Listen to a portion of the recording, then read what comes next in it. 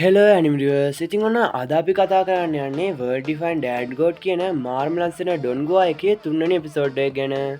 කලින් එපිසෝඩ් එක බලව නැත්තම් channel එකට ගිහිල්ලා ඒ එපිසෝඩ් එකත් බලන්න. ඒ වගේම මතක් කරනවා හැම දවස් 3කටම සැරයක් හවස 6ට මම මේ ඩොන්ගවා එකේ එක එපිසෝඩ් එකක් අප්ලෝඩ් කරනවා. එහෙනම් යාළුවනේ අපි යමු අද එපිසෝඩ් එක බලන්න.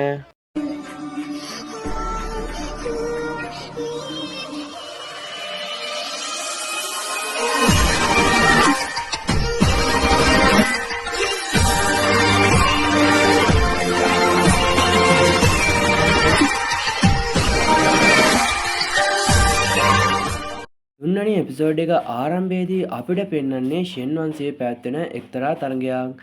ඉතින් මෙතන ඉන්න වැඩිහිටි ප්‍රධානියෙක් එකපාරට නැගිටලා ඉස්සරහට ඇවිල්ලා කියනවා අද මේ පවත්වන්නේ ෂෙන් වංශයේ නායකයා ඊළඟ උරුමකාරයා තෝරා ගැනීමේ සටනයි. ඉතින් මෙන්න මේ සටනේ අභියෝග ජය ගන්න පුද්ගලයා තමයි ඊළඟ ෂෙන් වංශයේ ප්‍රධානියා කියලා මේ වෙලාවේදී කියනවා. ඒත් එක්කම චෙන්සියන්ලගේ තාත්තට කියනවා මේ වෙලාවේදී ඔයාටත් පුළුවන් මේ තරගයට සහභාගී වෙන්න. චෙන්සියන්ට දැන් ආධ්‍යාත්මික නහර තියෙන නිසා ඉතින් ඒ නිසා මේ වංශයේ තරගයට එයාට සහභාගී වෙන්න පුළුවන්. ඒත් එක්කම මෙතනදී කියන්නේ මේ වංශයේ තරගය අද එක්තරා අභියෝග ක්‍රමයකට තමයි සූදානම් කරලා තියෙන්නේ. ඉතින් මේ තරගයේදී පළමුවෙන්ම සටන් කරන්න හම්බෙන්නේ චෙන්සියන්ගේ තාත්තට. හැබැයි මේ වෙලාවේදී චෙන්සියන්න් කියන්නේ තාත්තේ ඔකට යන්න එපා ඕක උගුලක් කියලා. පුතේ මට බෑ මගේ තරගය පාවලා දෙන්න. ඒ කියන්නේ එයාට කොහොමත් බෑ එයාගේ නායකත්වයේ ගුණාංග නැති කරගන්න. එයා මේ සටනට ගියේ නැත්තම් ඒක ලොකු කැල්ලක් වෙනවා කියලා මෙයාදී එයා චෙන්සියන්ට කියලා දෙනවා. ඉතින් ඊට පස්සේ එයා තරග භූමියට එකතු වෙනවත් එක්කම මෙතනදී එහා පැත්තෙන් එන්නේ එක්තරා අකුණු පවර් එකක් තියෙන එයාලගේම වංශයේ එක්තරා නායකයෙක්. ඉතින් මෙයා මෙහෙම සටනට එන්ටර් වෙනවත් එක්කම කියන්නේ මං ඔයාට එක chance එකක් දෙන්නම් ඔයාට පුළුවන් මෙතනින් ගැලවිලා යන්න කියලා. ඒත් ඉතින් චෙන්සියන්ලා තාත්තා නම් කිසිම වෙලාවක මේ අභියෝගයට මුහුණ දෙන්න බය වෙන්නේ නැහැ. ඉතින් එයා කොහොම හරි දිගටම සටන කරගෙන යනවා. ඉතින් අරයාගේ වේගයත් හරියටම අගුණ වේගයක් වගේ. ඉතින් එයා එක දිගට පහර දෙද්දී චෙන්සියන්ලා තාත්තා ඒක හරිම ලේසියෙන් නවත්තනවා. මේ 6 වෙනි මට්ටමේ ඉන්න පුද්ගලයාව නවත්තන එක ඔයාලේ තාත්තට ඒ තරම් අමාරු දෙයක් වෙන්නේ නැහැ.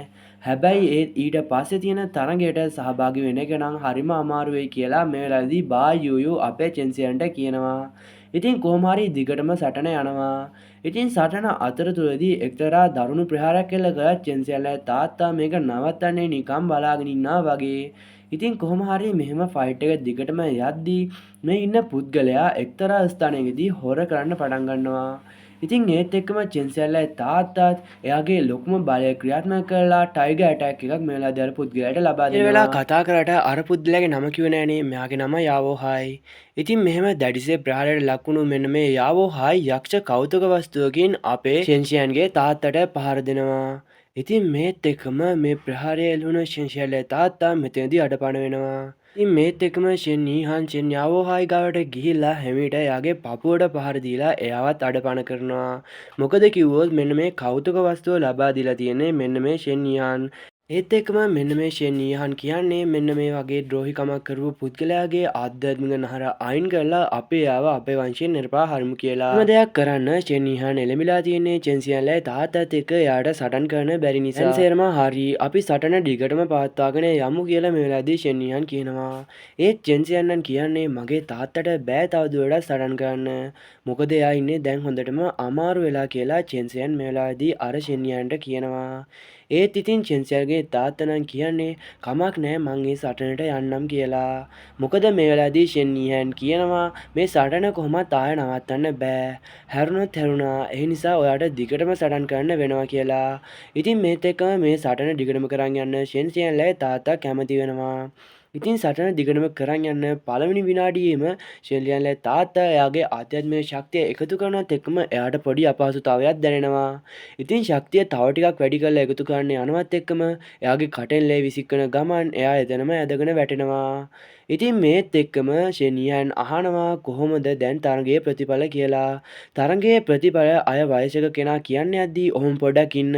මම මගේ තාත්තා වෙනුවෙන් සටන් කරන්නම් කියලා මේ වෙලාවේදී අපේ ෂෙන්ෂියන් කියනවා. ඒත් එක්කම වයසක මිනිස්සයා නම් කියන්නේ ඔයාට ඒක කරන්න බෑ පුතේ. මොකද කිව්වොත් මෙයාගේ මට්ටමේ නෙමෙයි ඔයා ඉන්නේ කියලා. අනේ ඒකට කමක් නෑ. ඉතින් මේ පොඩියාගේ ආසාවනේ වගේ දෙයක් කියලා ඉවර වෙලා එයාට සටන් කරන්න ඉඩ දෙන්න කියලා මේ වෙලාවේදී ෂෙන්යන් කියනවා. ඒත් එක්කම අර වැඩිහිටි පුද්ගලයා කියන්නේ මේ වෙලාවේදී ඒකට කමක් නෑ. හැබැයි කිසිදු ජීවිත හානියක් මේ පොඩි එකාට නම් වෙන්න බෑ වගේ දෙයක් තමයි. ඉතින් ඒත් එක්කම දිගටම ෆයිට් එක කරන් යන්න ෂෙන්ෂියන් සහ ෂෙන්යන් කැමති වෙනවා. ඉතින් දෙන්නත් එක්ක මෙහෙම දිගටම ෆයිට් කරනවා. ඉතින් අපි දැන් බලමු එයාගේ ඊළඟ ශක්ති මට්ටමට ළඟා වෙන්න තියෙන මේ ෆයිට් එකට එයා කොහොම මුහුණ දෙනවද කියලා.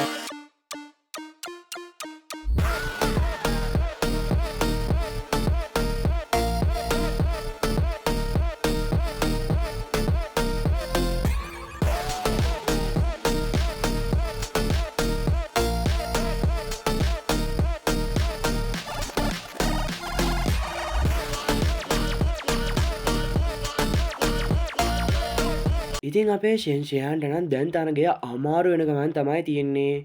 මොකද කිව්වොත් එයා ඉන්න ශක්ති මට්ටම බොහොම අඩුයි. අර ෂෙන් ඊහාන්ගේ ශක්ති මට්ටම ගොඩක් වැඩි. ඒ නිසා එයාට ගොඩක් අමාරු වෙනවා. මේ වෙලාවේදී සූනියායෝ මෙතෙන්ට ඇවිල්ලා කියනවා ඔයා ඉන්න ශක්ති මට්ටමත් එක්ක ඔයාට බෑ මේ පුද්ගලයාට එක්ක සටන් කරන්න කියලා. ඉතින් මට පුළුවන්ද මම මෙහෙමම කිසිම දෙයක් කරන්න නැතුව ඉන්න කියලා එයා මකර ගින්දල් තාක්ෂණය ඔස්සේ අර පුද්ගලයාට පහර දෙනවා. ඒ තාක්ෂණ පහරත් එහෙමම නවත්තන අර පුද්ගලයා අපේ ෂෙන්ෂියන්ට දැන් දරුණුම ප්‍රහාරයක් එල්ල කරන්න යන්නේ. ඉතින් තවදුරටත් මෙහෙම සිද්ධ වෙන්න දෙන්න බෑ කියලා සූනියායෝ අපේ ෂෙන්ෂියන්ව වෙනම මානෙකට ඇදලා ගන්නවා. ඊට පස්සේ එයාගේ ඒ ශරීරයේ තියෙන ශක්තියයි අපේ චෙන්සියන්ගේ ශක්තියයි එකතු කරලා සූනියායෝ චෙන්සියන්ගේ ශරීරයට ඇතුල් වෙනවා. ඉතින් මෙහෙම ඇතුල් වුණාට පස්සේ අපේ චෙන්සියන්ට නම් වෙනම පවර් එකක් තමයි එන්නේ.